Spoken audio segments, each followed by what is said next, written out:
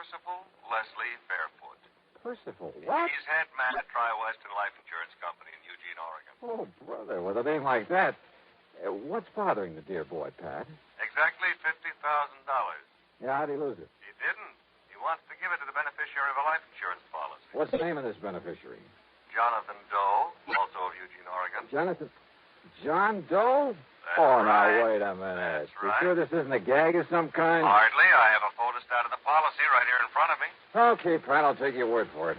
I also take it that Percy wants to hand over the money but can't find this John Doe. Right. But maybe you can. Expense account at my usual commission based on face value of the policy? Well, Johnny, we usually make that percentage deal on whatever you may be able to save the company. But in this case, you'll stretch a point and give it to me. I didn't say Okay, that. Pat, it's a deal. I'll be in touch. Johnny.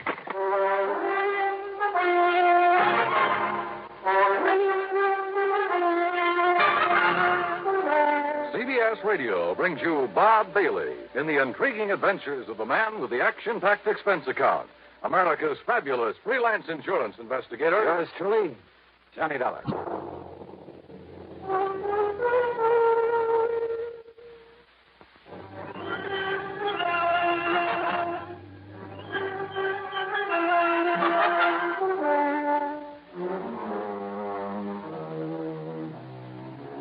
Expense account submitted by Special Investigator Johnny Dollar.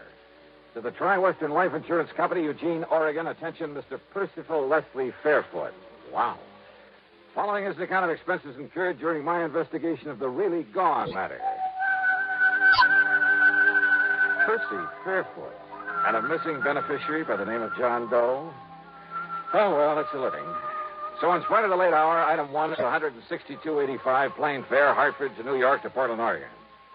For some reason or other, I couldn't get to sleep during the cross-country flight. Of course, it may have had something to do with the good-looking redhead in the seat next to me. In any event, by the time we pulled into Portland a few minutes after 4 a.m., I was bushed. Then I had to wait some 4 hours for the local flight to Eugene. It was after 11 a.m. when I finally walked into the office of Tri-Western on Jefferson Street. I was tired, hungry, and in no mood to bandy words with anybody by the name of Percy. The office straight ahead, Mr. Dollar. Thanks. He's expecting you. Very anxious to see you. Oh, yeah, I'm sure.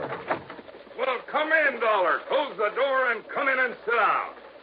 You're Percival Leslie? Yeah, that's right. Call me Les. And come in, come in. Yeah, sure. Well, you look like you've been run through a ringer, Johnny. How about a little drink? Think that might help? No, thanks. Or is it because you've been nipping at the jug all the way out here? Oh, hardly. Of course, there was that redhead in the seat next to mine. Oh, yeah, those redheads, they'll do it to you every time. Good looking. Well, I told you I didn't get any sleep. Oh, baby, you're a man after my own heart. But now, listen. Did Pat McCracken tell you why I wanted to see you? Something about a missing beneficiary. Now, here's a story in a couple of nutshells or two. But we got a lot of farms around here. Big ones, little ones, all kinds. A few years ago, Harvey Wakeman and his family came out here. That's Mrs. Wakeman and his 20-year-old son, Ben. It's Wakeman's policy that's involved? Just let me give it to you my own way. It'll save time. Huh? Yeah, shoot. Well, Wakeman used to be a professor at some agriculture college somewhere back east. When his doctor told him if he didn't stop teaching and retire, he'd die before his time, why, he came out here and bought this farm up this side of Coburg and went to work on it. He called that retiring? Oh, he did wonders with it. And when he died a few weeks wait a ago... minute, Yeah? A wife and son? That's right. But he left the insurance to somebody by the name of... That's right, to a man named Jonathan Doe. Just who is this John Doe? Ask me, Johnny. He isn't. Well, what do you mean by that? Ask me, Jonathan Doe is dead. Now, he must have known old man Wakeman was leaving him this money, so why isn't he around to collect it? Yeah, I see. Tell me one thing, Les. What's that? How did Wakeman die? Sound asleep in his own bed in his own house. Nothing to be suspicious about, if that's what you meant. Okay. Now, let's get back to Jonathan Doe. Wakeman's best friend, Johnny. Had a farm just north of Wakeman's on a little side road. The way I understand it, Wakeman spent almost as much time this past year over at Jonathan's helping him out as he did on his own farm. His best friend? Yeah, that's why he left him the insurance money. After all, he left his widow and his boy his own farm worth 3 or 4 times that much. I see. But now my problem is I can't find Jonathan Doe. Well, he just disappeared? Just disappeared. When? About the same time Harvey Wakeman died, near as we can figure it. That was 3 months ago. What do the police think? Well, they decided the only thing we can do is wait. Maybe he'll show up again. But you ask me, Johnny. Yeah? That means wait for 7 years until he's legally presumed not to be alive, and then give the money to the secondary beneficiary. Legally presumed not to be alive. That's a funny way to put it. Well, that's the way Harvey Wakeman had me write it in his policy. But you know what it means, Johnny. Sure, the statute of limitations. When someone fails to show up for 7 years, the law presumes him to be deceased. But this company doesn't like that sort of stuff hanging over its head. So, Johnny, it's up to you. Either find this Jonathan Doe or, more likely, prove him dead. So how are you going to start? You know something? Yeah. Well, you've given me so much to go on. Right. That, Les, I haven't the least idea.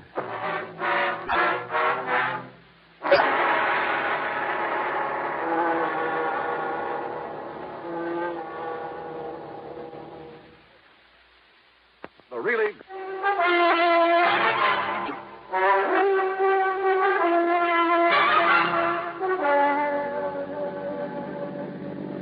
Expense account item 2, $50 deposit on a rental car after a big lunch at Les Fairford's expense. I crossed the Willamette, then drove north. A couple of miles inside of Coburg, I found the prosperous-looking Wakeman farm. As I pulled up in front of the house, a clean-cut young fellow in blue jeans came over to the car. Afternoon, mister. Can I help you? I'm Ben Wakeman. Yeah, hiya, Ben. My name's Johnny Dollar. Dollar? Insurance investigator. Oh, then you must be here because of Jonathan Doe. Yeah, that's right. Sure saved you people a lot of time and trouble if Mr. Doe showed up, wouldn't it? Any idea what might have happened to him, Ben? Me? Why, no, sir. Well, I have, Mr. Dollar. I could hear you through the window. I'm Mrs. Wakeman, and I have a couple of ideas about what happened to Oh, him. how do you do, Miss Wakeman? You know what I think? Well, now, Ma. I think Jonathan Doe was just so broken up over my husband's passing that he couldn't bear just staying around not being able to do anything about it. Ma, They were listen. the closest friends that ever lived, Harvey and Jonathan Well, Doe. tell me, Mrs. Pa spent more time with him, helping him, loaning him his implements. Well, maybe he... I guess our Alice Chalmers tractor's still over there. Ben? I know it is, Ma. And as soon as Mr. Waverly says it's All okay, right, all right. Yes, Pa spent more time with him lately than he did here.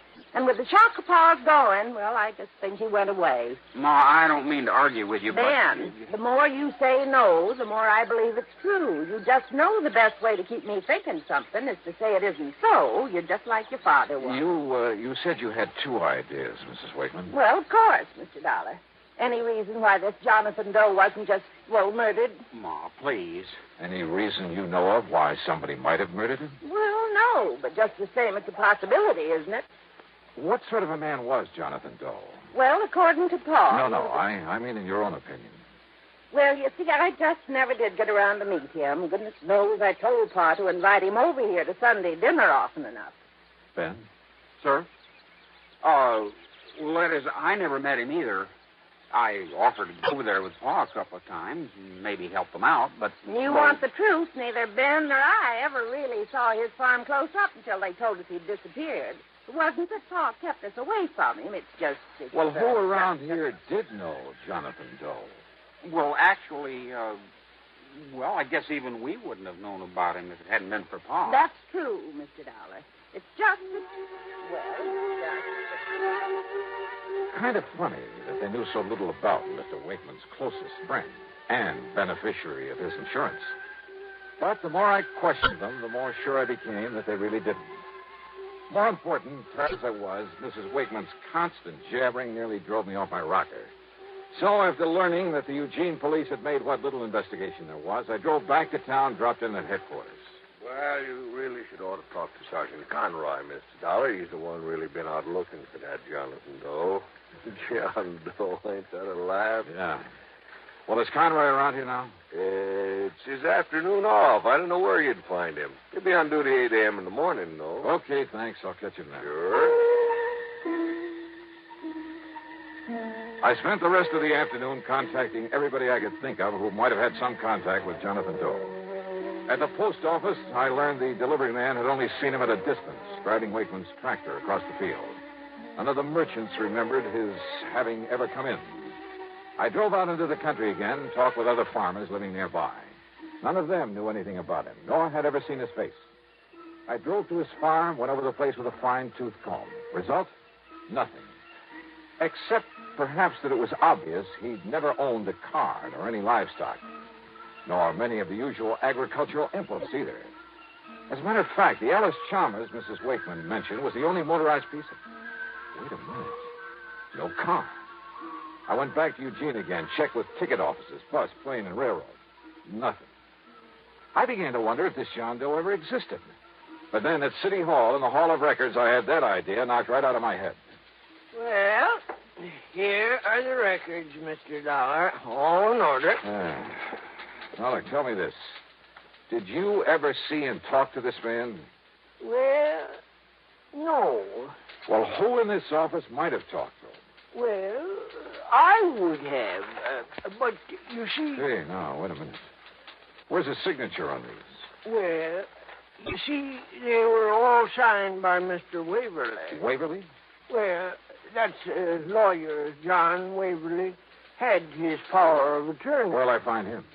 Well, I understand he went up to Portland this afternoon. Oh, son of a gun. Somebody around this town must have known this Jonathan Doe, must have seen him somewhere, sometime. Well, of course, Mr. Dollar. All right, who?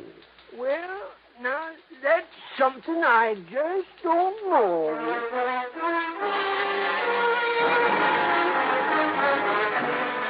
It was late, and I was beat, so I grabbed dinner in a room at the Barclay, that's item 3, 1170, and spent the next 9 hours getting some much-needed sleep. Item 4, first thing in the morning, $1.85 for breakfast. Then I barged on over to police headquarters again. Sergeant Conroy was cooperative enough, but not very helpful, if you know what I mean. Well, you've learned just about as much about Jonathan Doe in one afternoon as I have in 3 months. Yeah, but, Sergeant, it just doesn't make sense that no one, not one, around here is... Well... If only I didn't know young Ben so well. Man. You've seen him? Chip off the old block, just as hard-working, just as honest as his father was. Well, what about him? Well, anybody else but him, I'd have locked him up first and asked the questions later. What are you talking about? Speaking of that, do you ever get so many answers to questions you didn't ask as when Mrs. Wakeman started Wait a minute, yakking listen, away? Conroy. Nice enough woman, I guess. I always did feel sorry for Mr. Wakeman having that mouth of hers around all the time. Wait a minute, will you? What do you mean about young Ben? The insurance, What? Secondary beneficiary, you know. It's Ben who gets that money if Jonathan Doe never shows up? That's right. Well, at least that's... You're sure of that? Well, that's what I understood from Les Fairfoot. He's the... Yeah, I know who he is. But why he didn't tell me that? Conroy, I'll see you later. Now, look, Dollar, I told you about that boy. That boy is somebody I want to find out more about for myself.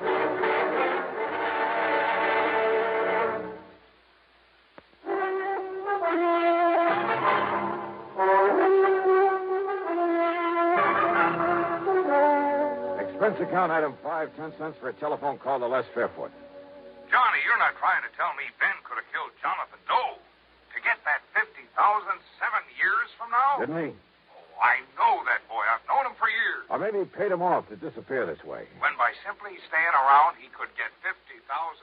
Are you sure that Jonathan knew he was beneficiary of that policy? Well, I'd certainly imagine old man Wakeman would have told him so. Wakeman ever say he did? Oh, no. You ever tell it to Jonathan? I never even met him. Not you nor anybody else, and I've been wasting all this time trying to find someone who did, who knew something about him. But, brother, that's all beside the point now. What are you going to do? Go out to that farm for a showdown with Ben Wakeman.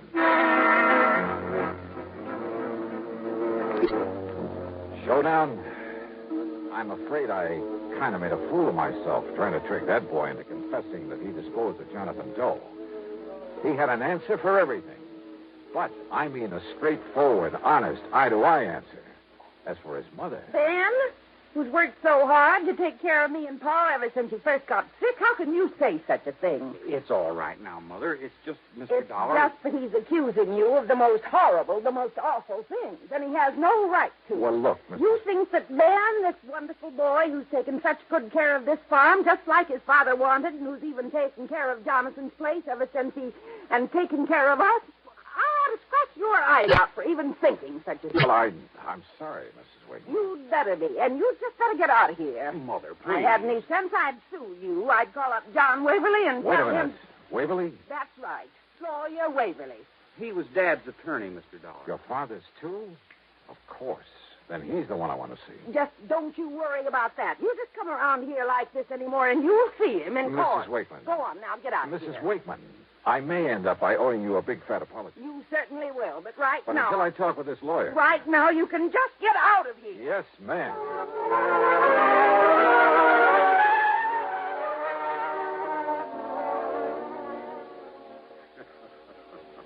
Well, I can't say that you were very wise, Mr. Dollar, trying to, shall we say, cross swords with Mrs. Wakeman. You see, she was one of the reasons Harvey Wakeman spent so much time on the farm of Jonathan Doe. Just to get some peace and quiet. Yeah? Now, Mr. Waverly, let's stop beating around the bush. Are you going to tell me something about this John Doe? No. No. You're the one person I found. You had his power of attorney. You're the one person who must have seen him, must have known him. No, Mr. Dollar. No, what? What are you talking about? Did you see Wakeman's insurance policy? I know about it, naturally. First beneficiary, Jonathan Doe. Right. The money to go to the second beneficiary. That's Ben Wakeman. Yes. At such time as Jonathan Doe legally is presumed not to be alive. Sure, when the statute of limitations runs out at the end of 7 years. But it's kind of a screwy way to put it. I hadn't put it that way. Huh? To said until such time as Jonathan Doe legally is presumed deceased would have meant nothing. What? That's right. For the simple reason that he was never alive. Huh? Ben is a young man.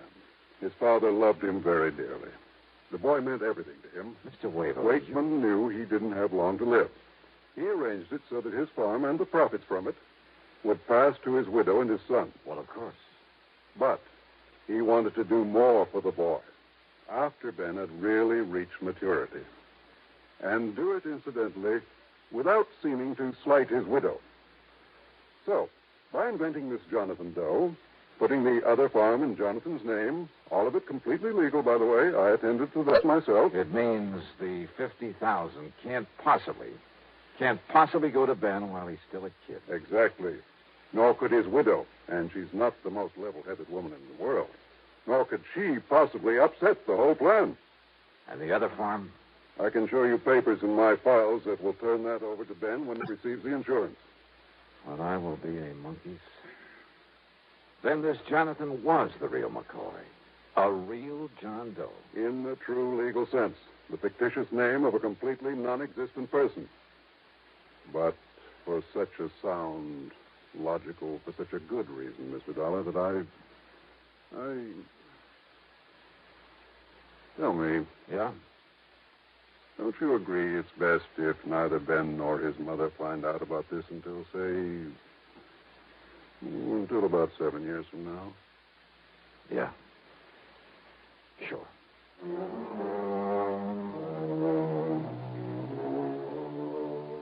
So, Les, you can just hold this $50,000 payment outside and outstanding for a while. And don't forget to keep up the interest on it. Also, I think you have sense enough to keep your mouth shut about it. So, expense account total, including another hotel bill and the trip back to Hartford, $40105. Yours truly, Johnny Dollar.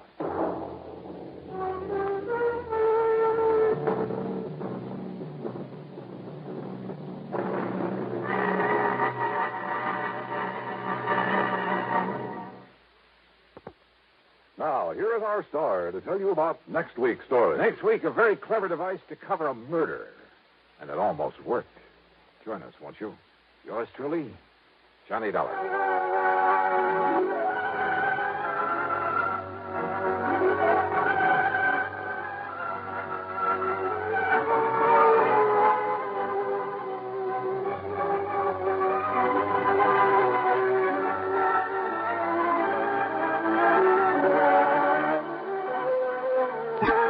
Yours truly, Johnny Dollar, starring Bob Bailey, originates in Hollywood and is written, produced, and directed by Jack Johnstone.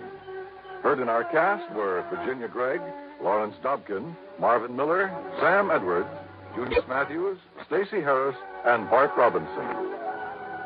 Be sure to join us next week, same time and station, for another exciting story of yours truly, Johnny Dollar.